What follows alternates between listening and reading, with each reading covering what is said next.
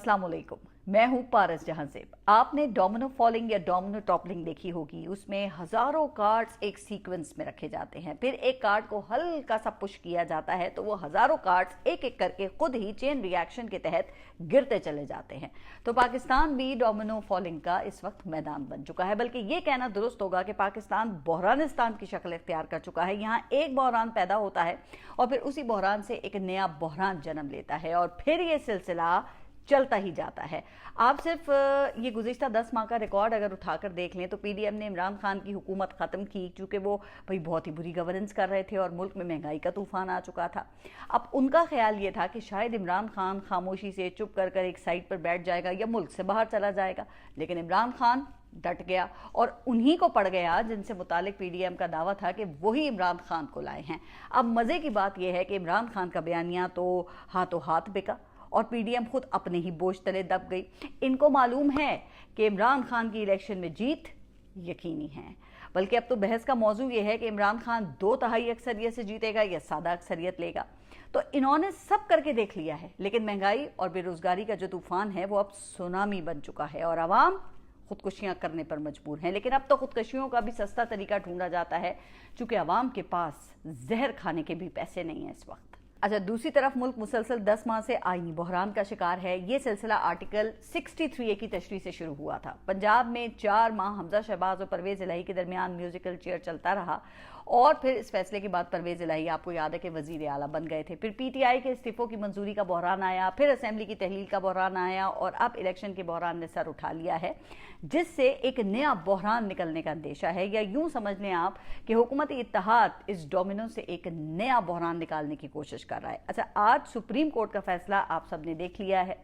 Supreme court ने तय कर दिया है कि आइन के आर्टिकल ये 224 के तहत किसी भी असेंबली की तहलील के 90 रोज के अंदर इलेक्शन करवाना लाजमी है। इलेक्शन की तारीख देना मुतालिका सूबे के गवर्नर की जिम्मेदारी है और अगर गवर्नर तारीख ना दे तो फिर इलेक्शन कमीशन की मुशावरत से इलेक्शन की तारीख देना ये सदर का इस्तेहकाक है। अच्छा, मैंने कल ही अपने एक ट्वीट में ये बता दिया था कि सुप्रीम कोर्ट पंजाब और केपी के असेंबलियों की तहलील के मामला को अलग अलग करके देख सकती है। चूंकि केपी के में असेंबली गवर्नर के दस्तखत से तहलील हुई थी, इसलिए वहां आइन के आर्टिकल 105 की शिक 3 के तहत गवर्नर को इलेक्शन की तारीख देने का कहा जा सकता है।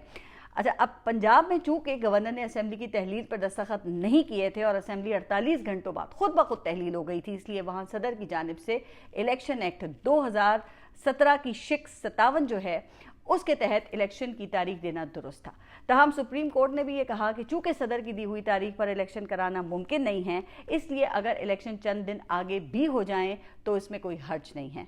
वैसे आइन का आर्टिकल 254 भी यही कहता है, जिसपे इस वक्त काफ़ी बात हो रही है। अब सूरत हाल ये है कि हुकूमत फैसले को तस्लीम करने के बजाय इख्तिलाफी नोट खेल रही है। आज फैसला आने के फौरन बाद मैंने अपने चैनल पर भी ये खबर दी थी कि अब हुकूमत 9 रुकनी बेंच में शामिल 4 जजेस के इख्तिलाफी नोट को बुनियाद बनाकर फैसले की तशरीह ऐसे करेगी या कर सकती है जैसे ये 4-3 से मुस्तरद हो गया है। हालांकि वो 9 रुकनी जो बेंच था वो टूट चुका था, इसलिए जस्टिस अतहर मिनुल्लाह और जस्टिस याहिया आफरीदी के इख्तिलाफी नोट मायने नहीं रखते और मौजूदा 5 रुकनी बेंच ने 3-2 की अक्सरियत से इंतखाबात के लिए दरखास्तों को मंजूर किया है। इस फैसले के बाद अब जो हुकूमत है वो काफ़ी पैनिक में दिखाई दे रही है। मुस्लिम लीग नून तो वाज़ेह है कि वो किसी सूरत इलेक्शन में नहीं जाना चाहती है, चूंकि फौरी इलेक्शन का मतलब उनकी सियासी मौत है। लेकिन नून लीग इलेक्शन के सवाल पर सियासी बयानात जो है वो ज़रूर दे रही है कि भाई हम तो इलेक्शन के लिए तैयार हैं, हम भी चाहते हैं कि इलेक्शन होने चाहिए वक्त पर, लेकिन उनको ये डर है, ये खौफ है कि हर हल्के में कहीं राजनपुर वाला हाल ना हो जाए, चूंकि कारकर्दगी के नाम पर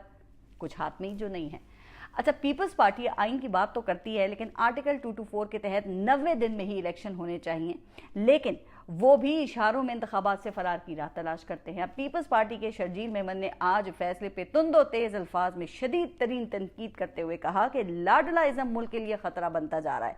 मिनटों में सुओ मोटो लिया गया, मिनटों में फैसला आ गया, लेकिन वो ये भूल गए कि खुद उनकी जमात के लतीफ खोसा, एतजाज एहसन और सेनेटर ताज हैदर 90 दिन में इलेक्शन की हिमायत कर चुके हैं और मुसलसल ये बात कर रहे हैं। अब ये अलग बात है कि अगर पीपल्स पार्टी की अवामी पॉलिसी कुछ और हो और असल सियासत कुछ और, लेकिन अब इन तमाम सियासी जमातों के पास इलेक्शन से फरार का कोई रास्ता नहीं बचा है। इमरान खान ने असेंबलियां तोड़ने वाला वो जो मास्टर स्ट्रोक खेला था ना, लगता यह है कि पूरे मुल्क के इदारे इस मास्टर स्ट्रोक के सामने इस वक्त बेबस होते जा रहे हैं। सुप्रीम कोर्ट ने भी आज इमरान खान के मौक़िफ़ का फैसला देकर आइन की खिलाफवर्जी के सामने एक एक बंद बांध दिया है। इलेक्शन से भागने वाली इस हुकूमत को अब पे दर पे शिकस्तों का सामना है। आज उन्हें सुप्रीम कोर्ट में शिकस्त हुई है, तो कुछ दिन पहले लाहौर हाई कोर्ट में इसी हुकूमत को शर्मिंदगी उठाना पड़ गई थी। जनाब, ये हुकूमत इलेक्शन से भागकर अब जिस तरफ भी जाती है ना, रास्ते में आइन की एक ताकतवर और मजबूत दीवार इनका रास्ता रोक देती है। अब भी सुप्रीम कोर्ट के वाज़ेह और साफ फैसले के बाद पीडीएम हुकूमत बंद गली में बैठी है। इस वक्त इनके आगे भी इलेक्शन है, इनके पीछे भी इलेक्शन है, ऊपर भी इलेक्शन है और पांव के नीचे भी इलेक्शन ही है।